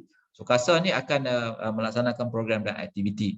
Jadi memang jelas pendekatan berhubung dengan budaya dan juga sikap tu merupakan keutamaan kerajaan, telah pun dizahirkan di dalam rancangan Malaysia ke-12 dan akhirnya nanti akan disambut di peringkat kementerian dalam bentuk program dan aktiviti. Dan Mak Dan, berbalik kepada tema kita kan, adakah mimpi atau realiti? Saya boleh katakan di sinilah, saya boleh komit. Kita memang realiti sebab tertulis dalam dokumen dan kita sangat yakin kementerian-kementerian, jabatan dan juga rakan-rakan strategik RMK kita daripada pihak industri yang diwakili oleh Cik Rizalman sangat komited untuk melaksanakan ataupun untuk memastikan kelestarian alam sekitar negara. So saya jawab daripada perspektif dasar makro lah. So yang detail tu nanti kita minta Cik Jamal untuk tambah lagi lah. Okey, cantik. Terima kasih Cik Kodir. So jelas. Mak Dan, boleh mungkin saya dan Cik Jamal nak tambah sikit. Boleh. Kita cerita pasal budaya ni sebenarnya dia sama macam kadang-kadang pendidikan itu sendirilah. Pendidikan dan tahu sahaja kadang-kadang tak berbaloi, tidak mencukupi untuk berlakunya perubahan sikap. Dia macam tadi Cik Jamal cerita pergi sekolah, anak duk belajar ni, merokok membahayakan kesihatan. Balik-balik anak tu tengok bapak dia tak rokok. Kau belajar apa hari ni? Belajar merokok, bayarkan kesihatan. Baguslah kau belajar benda tu. Sambil isap rokok. Jadi, knowing is not enough to change the behavior. So, they have to practice it. Mereka perlu mengalami benda itu. Perlu buat. Dan perlu menjalani itu. Sama macam berapa ramai rakyat Malaysia tahu rokok itu berbahaya. Tapi berapa ramai juga yang merokok. Tahu tak tahu, siap ada letak dekat kotak. Kotak rokok tu ada tulis lagi, rokok membahayakan kesihatan. Tapi tak rokok je. Yeah. So, maknanya tahu itu bukannya perubahan yang utama. Bukan mencukupi untuk berlakunya perubahan sikap.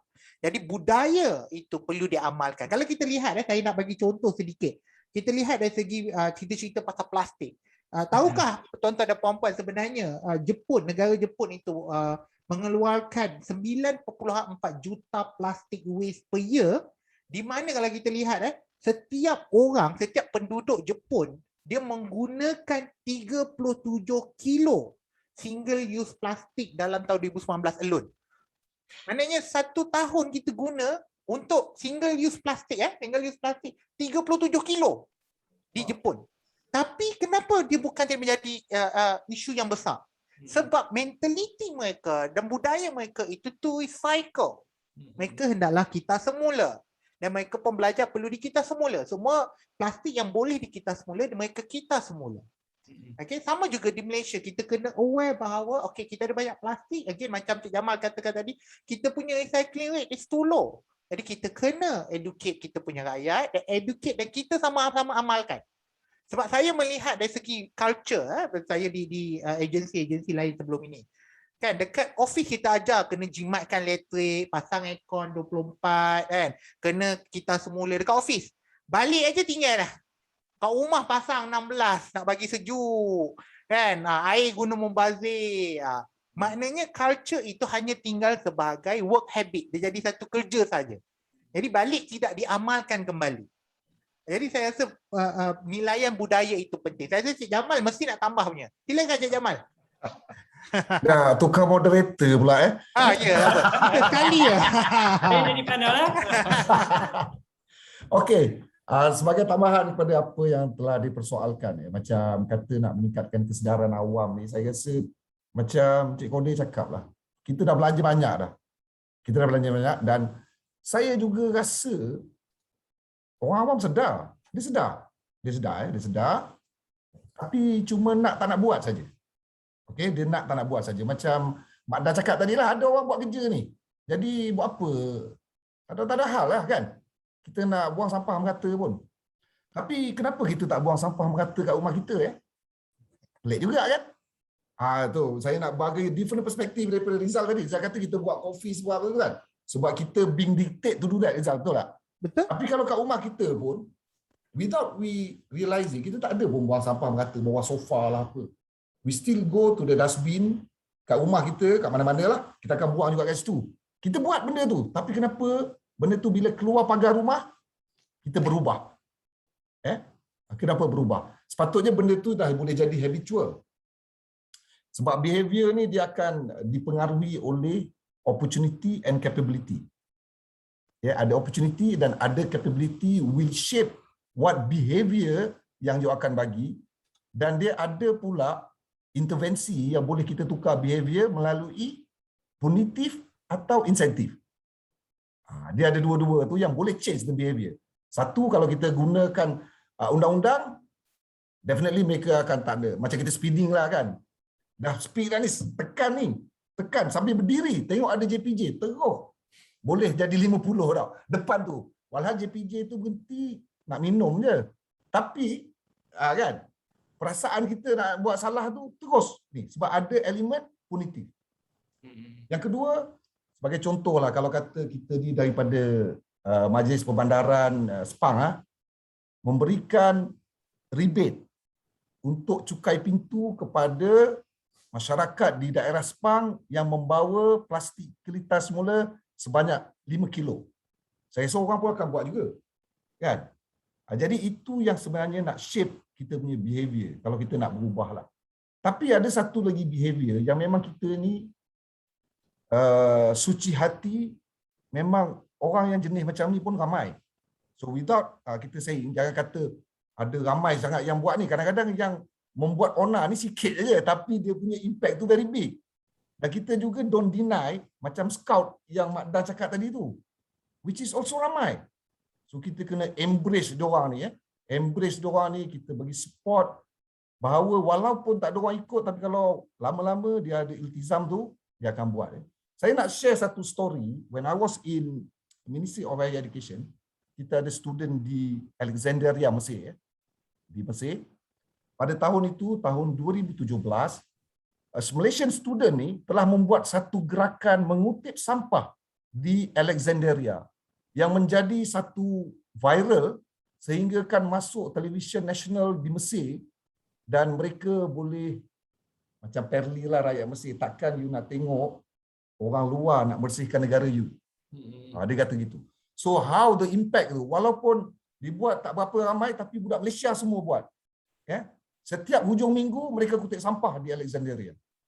So itu saya nak tunjuk bagaimana the power of small team that can change the habit, and the behavior of the people. Kalau kita ada iltizam dan kita work together and doing it consistently, insya-Allah benda tu boleh berlaku. Jadi tak perlu pun ada kerajaan, sebenarnya tak perlu ada kerajaan. Kita boleh change kalau kita nak. Kan? Kalau kita nak berubah. Terima kasih. Kita boleh malu. Saya pernah buat ni, kita macam kita memalukan orang. Betul. Jadi orang buang sampah tu, rasanya ada satu video dekat TikTok ke mana, maknanya ada orang buang sampah daripada tingkat kereta, orang lain keluar daripada kereta, kutip sampah bagi balik ke dia. So bayanglah betapa malu kita akan rasa. Saya dulu buat gitu Pulau Kapas. Nampak orang buang putih rokok, betul. kutip balik, letak dekat ashtray dekat meja dia. Atas meja ada ashtray, tapi buang juga dalam sampah. Jadi kutip balik, letak dalam ashtray. Lagi dia tengok orang putih, malu lah. Tapi macam tu, kita tak perlulah macam carrot and stick. Kita tak perlu nak ada insentif ke apa, nak ada ni. Sebenarnya kita kena gerak daripada kita sendiri sebenarnya. Bukan benda ni, bukan macam, sebab tu kena ada isu-isu macam ni alam sekitar. Orang tak nak ambil tahu sebab kita buang sampah cara betul, bukan jadi kaya pun. Bukan kita dapat apa pun. Tapi ini adalah amalan yang baik kita. Ni ada something yang kita buat yang kalau saya buang sampah merata, guilty kot rasa. Macam, ya Allah. Betul. Tapi ada orang tak ada benda macam buang daripada tingkat kereta, tak ada rasa apa pun. Saya paling tak boleh. Sampai boleh jadi road rage kepada orang. Itu bahaya, jangan. So okay, kita dah boleh terus kepada soalan. Saya rasa kita buat style macam ni lah. Kita tanya soalan, buka lah. So siapa yang jawab lah. So next question adalah daripada Azri TN. Tapi sebelum saya baca, saya nak maklum kepada Azri TN. Urus setia dah pilih Azri untuk jadi pemenang hadiah istimewa. Tahniah. So pihak KASA akan kontak untuk hantar hadiah istimewa kepada Tuan Azri lah. Soalan dia adalah bagaimana nak meningkatkan kesedaran awam isu alam sekitar, terutama bahan buangan ataupun sampah dari rumah. So siapa nak jawab, silakan. Saya cuba jawab dulu, Mak Dan. Okey. Sebenarnya kesedaran tu macam saya cakap tadi lah, kita sebenarnya sedar dan dah buat pun. Dan ramai yang dah buat pun, kita sisihkan sampah. Yang kita boleh recycle tu kita tak campur sekali dengan domestic waste yang lain kan. Dan biasanya kita ada banyak fasiliti yang boleh menerima barang-barang recycle ni. Jadi macam dah kata, bukan nak kaya pun. No. Bukan nak kaya. Jual berapa banyak botol plastik, berapa banyak kotak, minyak masak, tak. Bukan kaya. Tapi kita ada tanggungjawab untuk nak memelihara alam sekitar ni. Sebab orang tak rasa alam sekitar ni sebab kita tak pernah being touch dengan alam sekitar ni. Bila kita susah baru kita rasa alam sekitar ni bermakna. Bila kita susah. Masa kita senang ni kita tak pernah tanya mana datang oksigen tu. Tak pernah tanya dah. Tak pernah tanya. Sebab tu kita bercakap pasal carbon dioxide punya sinking. Sebab tu kita kena tanam pokok. Sebab apa kita nak tanam pokok? Pokok ni memerlukan karbon dioksida untuk buat proses fotosintesis. Fotosintesis pula dia punya outcome dia apa? Oksigen. Jadi kita ni ada symbiosis punya relationship. Tapi kita tak pernah nak memberi perhatian kepada benda-benda ni semua. Sebab kita tak heran, oksigen memang ada je. Tapi macam kes COVID hari tu, kalau kabut kita, oksigen tak cukup. Kan? Dia tu, bila berasa begitu, dan benda ni sepatutnya memang bermula dari rumah. Bermula dari rumah. Kalau kata nak ada satu gerakan yang besar kepada masyarakat, the smallest unit in a community is a family. An individual and a family. Jadi, if a family can organize themselves, untuk buat perkara ni, saya rasa benda ni akan lebih mudah untuk dilaksanakan oleh semua. Dan di pihak kerajaan dan juga industri pun perlu main peranan. Macam Encik Rizal dia kena buat dari segi extended producer responsibility. Itu adalah satu lagi perkara di mana company yang seharusnya mengeluarkan produk itu mengambil semula apa-apa sisa yang berkaitan yang boleh dikitar semula dan dilupuskan dengan secara teratur. So ini adalah satu lagi perkara yang mungkin pihak industri boleh mainkan peranan lebih besar. Sebab sekarang ni macam kita, pusat kita semula ni memang majlis bandaran lah semua dah yang buat. Tapi kita tak jumpa lagi Splitzer buat dia punya botol untuk dia punya vending machine Splitzer. Kalau ada dekat Masjid Putra Perdana ada 2 vending machine untuk botol Splitzer. Kita pun pergi. Botol Splitzer dapat 3 kupang jadilah. Tapi ada lah. Maksudnya begitu. Jadi selain daripada kita nak menyokong usaha masyarakat nak menyisihkan separation at source, dan kita juga perlu sokongan daripada kerajaan dan industri untuk menyediakan lebih banyak fasiliti. Jadi itu yang akan change behavior kita tadi tu. Sebab kita kena ada peluang dan capability. Kita ada peluang nak menyisihkan di rumah, tapi kita tak ada capability, opportunity untuk nak membuang ke mana pula benda ni kan. Akhirnya kita jadi putus asa. Bila orang ni putus asa, habis lah boh. Dah, putus asa ni paling bahaya tak? Dia 1, 2, 3, 4, 5 terjun tu putus asa. Itu putus asa tu. Kan? Ya Cik Jamal, saya nak tambah sikit apa yang Cik Jamal cakap tadi tu. Ya, terima kasih. Kalau kita kata kesedaran di peringkat rumah, saya rasa antara benda yang paling senang lah bagi saya bila saya lihat saya punya program-program dengan komuniti sebelum ini. Pertama kita kena make sure kepala rumah tu, topi rumah tu. Bukan kepala air ya. Kepala air. Kepala rumah itu ketua rumah itu sendiri dia maklum berkaitan dengan kos yang ada. Ya. Contohnya saya bagi contoh. Bila saya buat program dengan komuniti di Johor tempoh hari, kita ajar berkaitan dengan penjimatan tenaga. Dia tak tahu mana lampu dia pakai tu bukan lampu Kalimantan yang biasa. Kita kata you boleh upgrade, tukar kepada lampu T5 dengan T8. Time tu kami buat program yang agak panjang dan kita lihat dia berubah. Bila mengubah kepada lampu T8, dia terkejut. Bulan-bulan bil api 200. Bila dia tukar lampu, lepas tu dia ada buat measure-measure lain macam kita ajar peti ais jangan letak terlalu dekat dengan dinding, macam benda-benda lain lagi. Dia terkejut. Dia cakap dengan kita, kenapa saya punya bil ni 120? Dia terperanjat. Jadi kita kata kita bukan ubah nak minta anda tukar semua benda yang canggih-canggih, tak. Kadang-kadang simple measure dia nampak perubahan tu bila ada dari segi elektrik tu dapat penjimatan. Lepas tu kita ajar pula berkaitan dengan penjimatan air daripada pipe yang biasa keluar air tak habis-habis air tu keluar, pakai pula aerated faucet. Kan yang faucet tu bila dia nampak ringan, air dia tu nampak ringan. Pun dia terkejut juga. Kenapa bila air murah? So saya rasa mungkin kita gunakan kalau dari segi rumah, ketua-ketua rumah ini mereka mempunyai tanggungjawab untuk membayar bil. Nak kena bayar bil api, bil air kan. Kita kalau bayar bil api tiba-tiba tiap bulan 100, masuk satu bulan tu tiba-tiba 200, pening kepala. Kenapa pula bil aku 200 pula, pening kepala aku. Sama seperti itu juga bila kita buat, kita menjaga aspek alam sekitar dan sebagainya ni, kita beri kesedaran bahawa ada manfaat. Okay? Jadi manfaat pertama kita didik dari aspek penjimatan kos. Dan daripada situ kita selitkan. Jadi you tengok kepada sampah, pengurusan sisa dan pepejalur. Bayangkan kalau tiba-tiba PBT kata cukai pintu kena naik sebab sampah banyak sangat nak kena urus. Kena naikkan cukai pintu. Dah pening kepala, aduh kena bayar cukai pintu pula lebih. Sebab benda tu adalah kos. Jadi saya suka sebenarnya apa yang Cik Kodi kata tadi tu, dia ada dekat tema ketiga. Salah satu itemnya adalah, saya baca kat sini, untuk memupuk pemilikan dan tanggungjawab bersama. Dia kena ada sense of ownership. Macam saya rasa tadi Cik Jamal boleh cerita, kalau dia tak ada ownership, dia buatkan rumah cantik, dia buatkan rumah, keluar tak ada apa-apa. Sebab dia tak terasa dia punya tanggungjawab kepada dunia. Tak terasa tanggungjawab dia kepada sungai. Tak terasa tanggungjawab dia kepada jaga jalan tu. Asyik harapkan dah SW Corp sapu sampah pagi-pagi. That's why tak apa buang sampah. Jadi dia tak ada rasa sense of belonging tu, tak ada.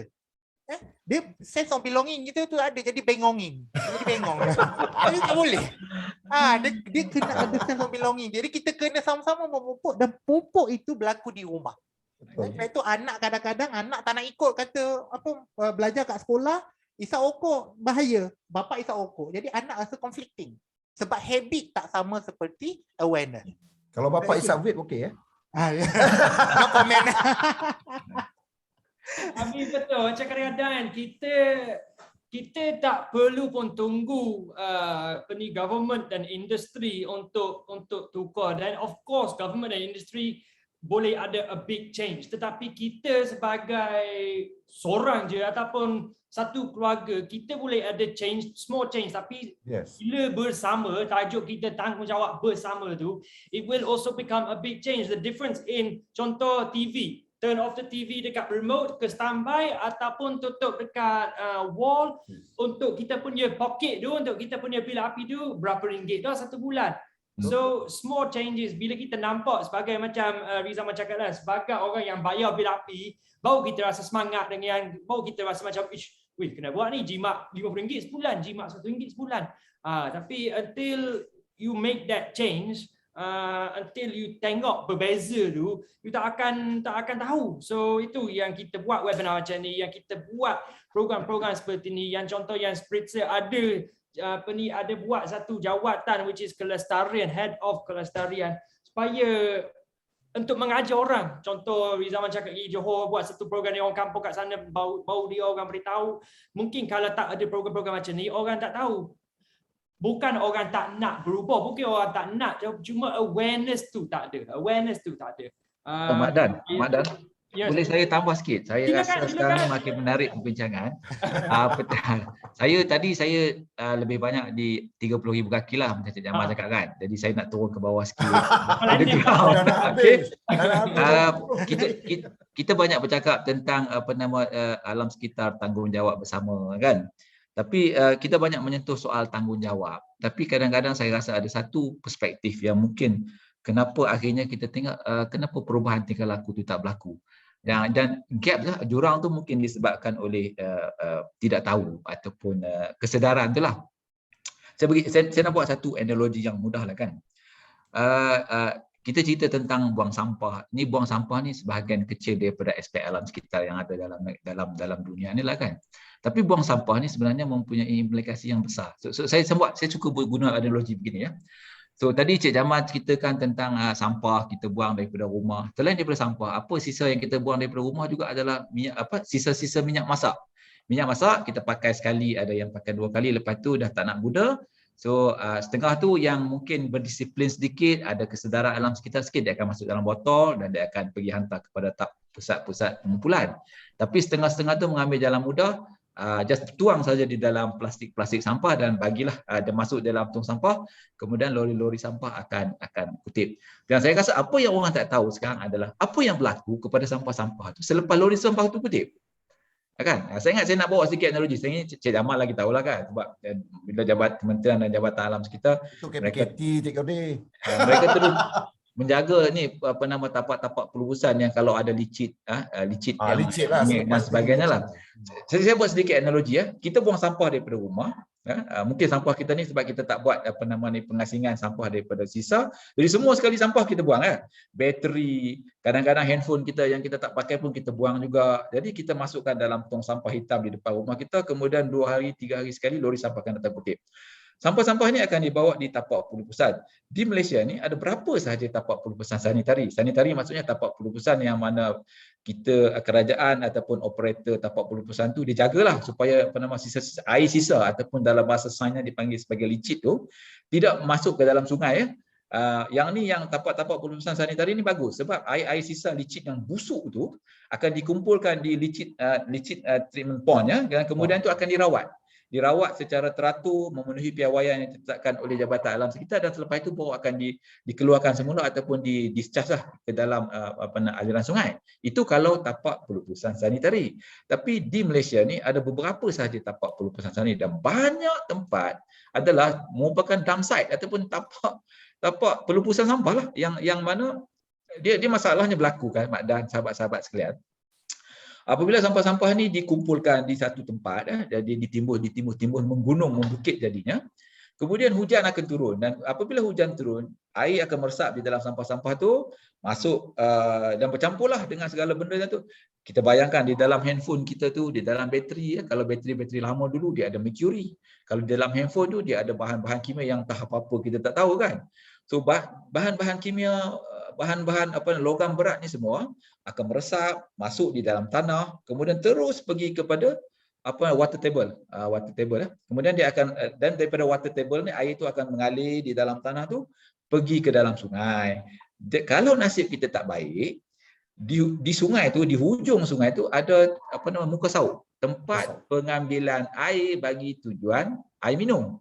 Kan? Bayangkan sisa kita yang kita buang daripada rumah, minyak masak dan sebagainya, termasuk bahan-bahan kimia semua tu, pergi tapak pelupusan sampah, masuk dalam air bawah tanah, keluar ke sungai, dan beberapa kilometer di hulu sungai tu ada tempat pengambilan air bagi air minum. Dan akan dirawatlah. Kebiasaannya yang dirawat ni kebanyakan kemikal yang bahaya-bahaya tu, logam berat dan sebagainya, dia sukarlah untuk diurai dan dikeluarkan daripada sumber air kita. Walau bagaimanapun ada loji-loji rawatan yang berteknologi tinggi yang boleh keluarlah. Kan? Jadi itu kalau kita tengok sampah saja. Tadi Cik Jamal ada sebut tentang emerging pollutant ya. Di antara emerging pollutant yang sangat bahaya pada waktu ini adalah dipanggil endocrine disruptor chemical, EDC. EDC ni masalahnya apabila dimasuk dalam badan kita, dia akan menjejaskan sistem peranakan kita kan. Sebab tu sekarang ni kalau kita tengok haiwan tu kan, kadang-kadang kalau katak kaki 4 mungkin ada katak kaki 5 kan. Mungkin manusia ada kesanlah kepada biologi kita kan, hormon kita dan sebagainya, sebab kemikal ni masuk dalam sistem air kita dan dia tak dapat dikeluarkan balik. Itu kesannya sampah yang kita buang ke dalam tong sampah akhirnya berakhir di tapak pelupusan sampah yang tidak sanitari, masuk di dalam bekalan air kita dan akhirnya itulah yang kita minum ya. Jadi tuan-tuan fikirlah, kalau ini ada di dalam minda kita sebagai pengguna, sebagai rakyat biasa di rumah kan, jadi kita kena fikirlah, dan selepas ni nak lagi ke kita buang minyak masak, kita buang bateri, kita buang bahan-bahan kimia, pencuci dan juga peralatan-peralatan elektronik yang penuh dengan logam-logam berat tu ke dalam tong sampah dan akhirnya pergi ke tapak pelupusan dan kita minum balik air dia. Jadi kalau ini pengguna tahu, rakyat tahu, saya rasa selepas ini fikir dulu sebelum buang lah. Fikir dulu sebelum buang.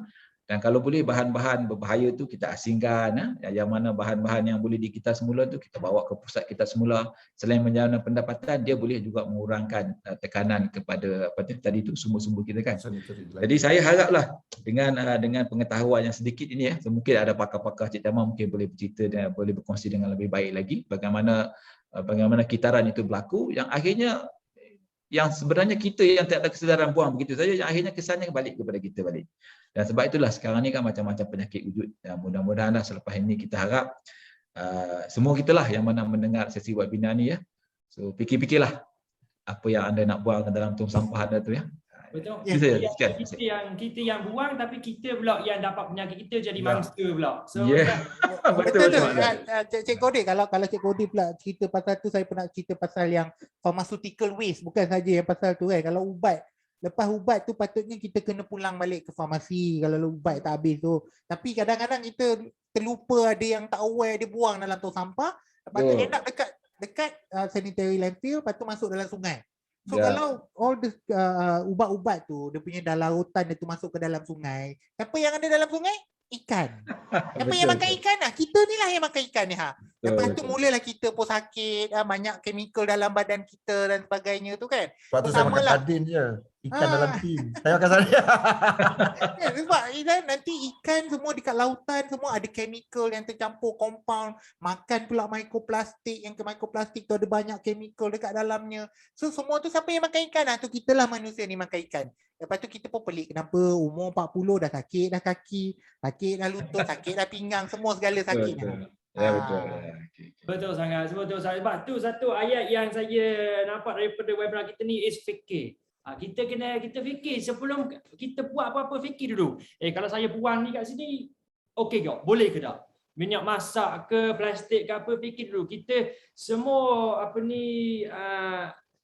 persiapan semua ada. Kita boleh recycle minyak masak, boleh recycle plastik, semua boleh recycle. Cuma kena fikirlah sebelum dibuang. Of course the easy option is just to buang lah. Tetapi kita kena fikir dululah sebab kita nak anak-anak cucu-cucu kita tengok juga dunia yang kita boleh tengok sekarang ni. Kita dah tahu 20-30 tahun depan by 2050 dia orang estimate there's more plastic in the ocean than fish. 2050 that's only what 25 years time, 30 years time lah. More plastic than fish in the ocean.